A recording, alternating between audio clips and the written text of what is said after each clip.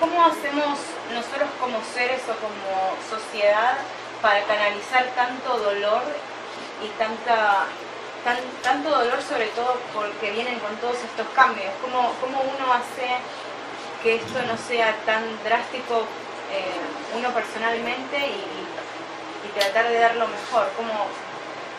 Sí, ¿cómo hacer para no tomárselo tan dolorosamente todo el proceso social? Es muy difícil porque en realidad, obviamente, que ver que hermanos humanos contra hermanos humanos, cuando uno logra un nivel de conciencia en que entiende que todos somos uno, es como un poco doloroso ver que haya gente que todavía sigue en un proceso tan denso, ¿no? Pero ¿qué hay que comprender de eso? Que nosotros somos más de 7.000 millones y medio de habitantes en el planeta Tierra, ¿no? Y la mayoría están en el planeta por cortesía de la Tierra. Es decir, no porque la Tierra aguante a tantos humanos, sino porque la Tierra permite que en estos 200 años haya esa cantidad de humanos para que puedan trascender. Y muchas almas eligieron la forma del dolor para trascender, ¿sí? La forma del castigo, ¿sí? Están trascendiendo un montón de historias muy densas, que la única forma de trascenderlas es reconociéndolas todas juntas hoy. Si tú ya saliste de ese proceso, si tú ya entendiste que no es necesario vivir ese proceso, no puedes ir a decirle al otro que no lo viva, porque tal vez lo necesita terminar de vivir, ¿sí? Es como cuando hay una guerra y detienen la guerra, ¿sí? ¿Qué significa? Que hay mucha gente que tal vez todavía no terminó de transitar por el proceso de la guerra, y vuelve la guerra, en un lado o en otro, o la guerra en el mismo hogar, empieza un conflicto interno muy importante. Entonces, ¿qué significa esto? Que uno, lo que mejor puede hacer desde la conciencia es tratar de ver todo desde más arriba, porque cuando uno está muy cerca no logra ver realmente la perspectiva de por qué suceden las cosas, ¿no? El humano, como es un ser muy emotivo, se queda en la emoción que le provoca la situación, ¿no? Pero la situación fue generada por un grupo de almas que necesitaba aprender algo en conjunto, y que tal vez yo, como ya lo trascendí, estoy ahí para mantener un equilibrio energético en ese entorno hostil, ¿no? Entonces, la forma en que yo colaboro con las personas que están viviendo situaciones negativas es yo irradiando mi felicidad, ¿no?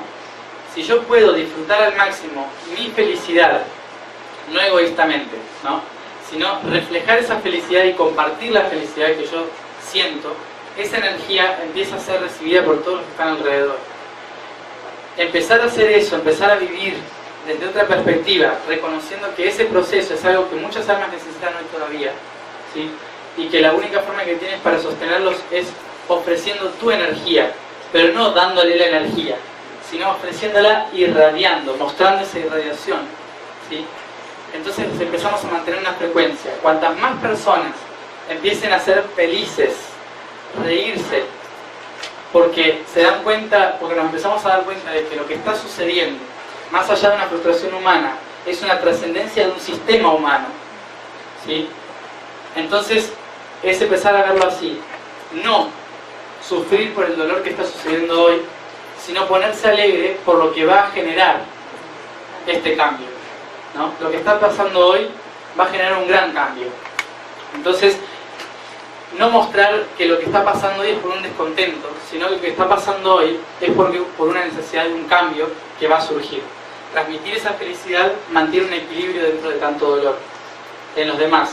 Y es nuestro servicio ofrecer esa frecuencia de felicidad, ¿no? Esa es una manera de poder recuperar esa frecuencia perdida obviamente, que si uno la siente, no se frustre por sentirla, ¿no? Porque es, obviamente estamos conectados como humanos, somos emocionales, compartimos una sensación de pueblo, por lo tanto es natural y es normal que uno pueda sentir frustración.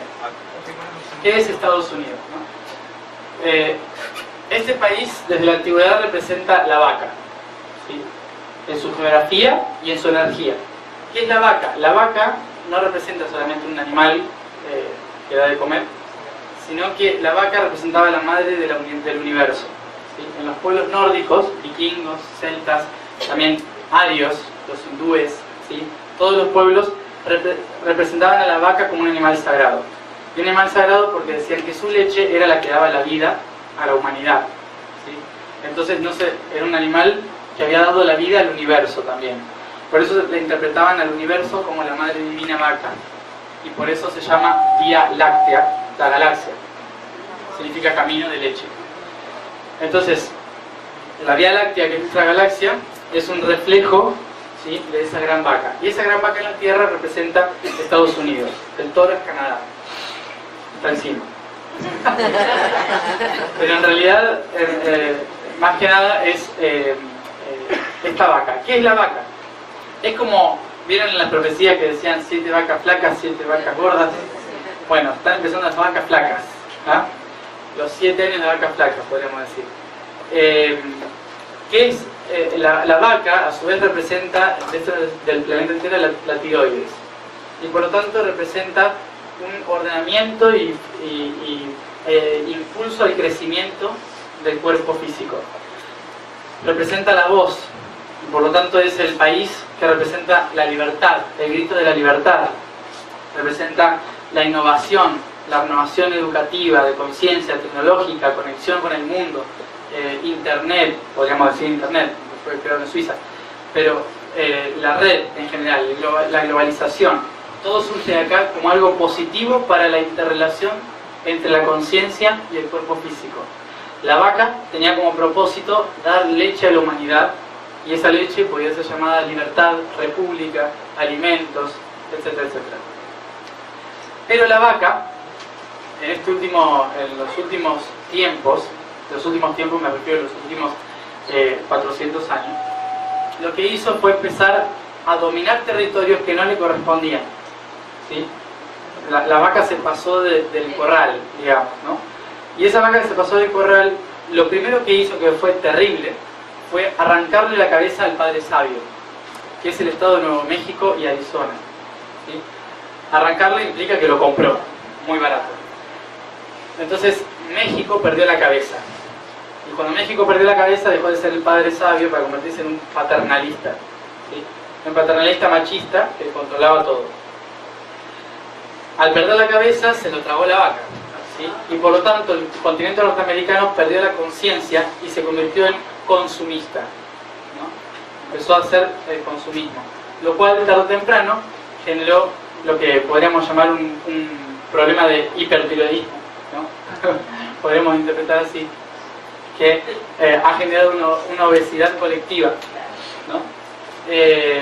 Y una necesidad de consumismo constante, ¿no? Entonces, este país, lo que sucede en este tiempo es que, igual que China, que era el país que tenía que darnos el reconocimiento del ser a la humanidad, China y Estados Unidos son dos de los grandes países que tenían el objetivo de liberar a la humanidad de la opresión del ser, en la materia, y se convirtieron en los prisioneros del ser, ¿sí? Tanto China como Estados Unidos. Por eso China y Estados Unidos ahora dependen el uno del otro, tanto económicamente como frecuencialmente, y si caen, van a caer juntos, ¿sí? Sí, uno depende del otro, energéticamente. Entonces, lo que estamos viviendo ahora, aunque, no sé, seguramente ustedes si vienen acá tal vez lo noten más, pero de afuera se nota también la decadencia, y empieza a decaer el concepto, ¿sí? Ya en este tiempo ya sabemos que la libertad se convirtió en opresión, ¿sí? Entonces empieza a transformarse el concepto de lo que es este país, y por lo tanto la vaca empieza sus 7 años de vaca flaca a partir de ahora. Muchas gracias. ¿Qué va a pasar? ¿Qué pensás vos que va a pasar en el año 2025? ¿Qué va a pasar en el 2025?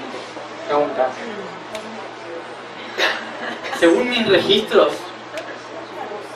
que no lo llamaría profecías, sino planificaciones del sistema A, B o C, según la planificación A, es un gran cambio cívico que se da en la humanidad, una revolución planetaria que genera un nuevo sistema social que permite que la humanidad cambie como si hubiese sido la Revolución Francesa, ¿sí? Que trascendemos de vivir de la república y de la República y la democracia a otro sistema diferente. Supuestamente va a ser en América Latina porque es donde va a estar latiendo la cosa. ¿O? Supuestamente va a ser en América Latina donde comience esto por dos razones. Una, porque la frecuencia energética va a estar ahí, y otra porque somos países sin estructura. Entonces es muy fácil transformar cualquier cosa. De Venezuela, ¿qué información tiene energéticamente o de lo que está pasando en este momento? De Venezuela. Vengo hace una semana hablando de Venezuela.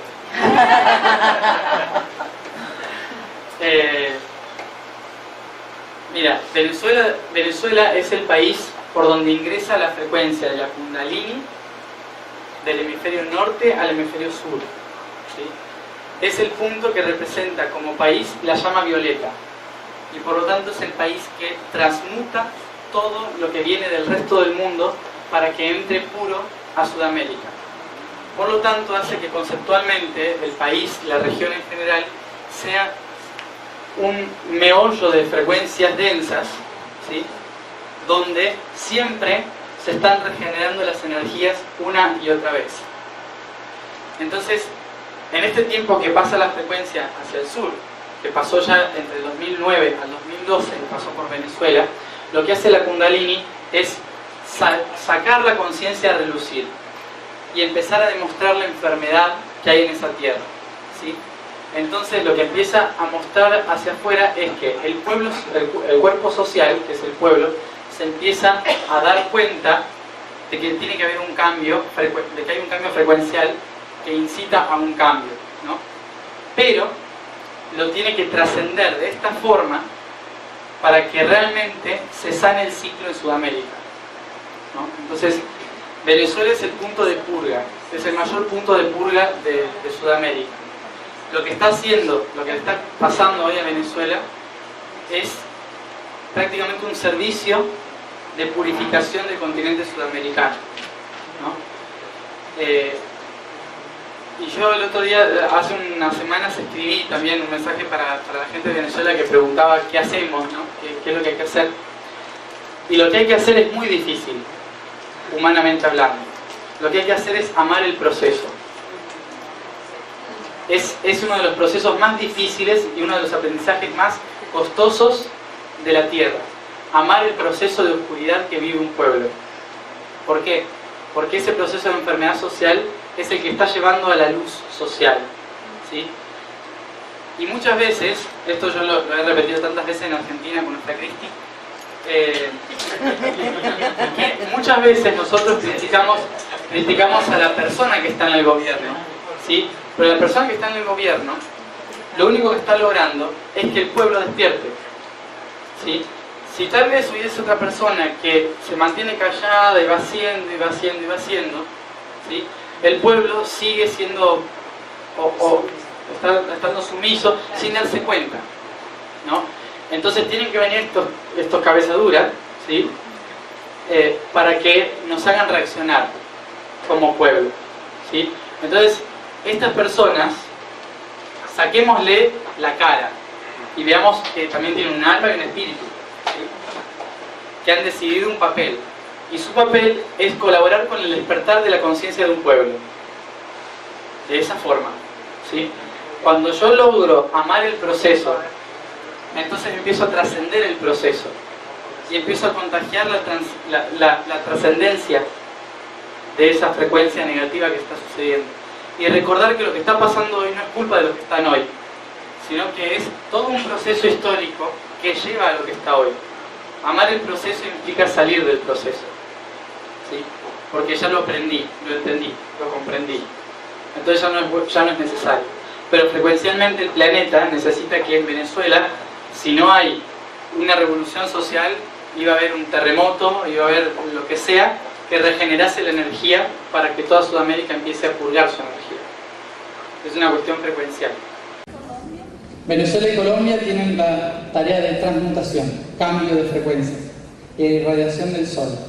Si Venezuela no hubiese pasado por todo lo que hizo Chávez, nosotros estaríamos viviendo una energía norteamericana más fuerte y costaría más despertar. Es decir, gracias Chávez. Se llama Sierra de Santa Marta, ¿sí? Y la Sierra de Santa Marta es un triángulo, ¿sí? Que es sonido, luz y forma. Es el punto donde está toda la información que es importante para todo Sudamérica. Pero la forma de que eso llegue hacia el sur, a la madre gestadora que es Argentina, Chile, Uruguay, para que llegue ahí, tiene que llegar a través de la conciencia de Bolivia. Pero para que la conciencia llegue a Bolivia, se tiene que activar el espíritu, que es Perú.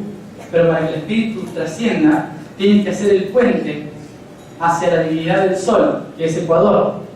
Y la divinidad del sol, la fuerza del fuego, el sol, es Colombia.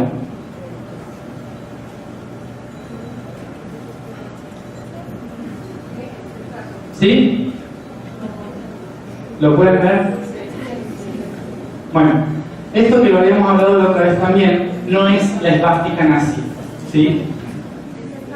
Representa el sol y la divinidad de la rotación y del fuego divino, ¿sí? Es el sol que permite el anclaje de una frecuencia que desciende al espíritu, que es Perú, para que le dé la conciencia a Bolivia, y así Chile, Argentina y Uruguay puedan empezar a gestar la nueva humanidad, a la cual Brasil le va a abrir las puertas y Paraguay le va a ofrecer la información. ¿Sí? Y la Guyana, que no sé para qué está. Y todavía. Pero el sol no puede empezar a girar si la energía del norte no es procesada por el ímpetu de las Antillas, que es traducido de norte a sur en Venezuela. Venezuela es el decodificador y la purificación de la llama violeta en Sudamérica. Es decir, que Venezuela está transmutando toda la energía del norte para que el sol se pueda activar y el espíritu se entienda.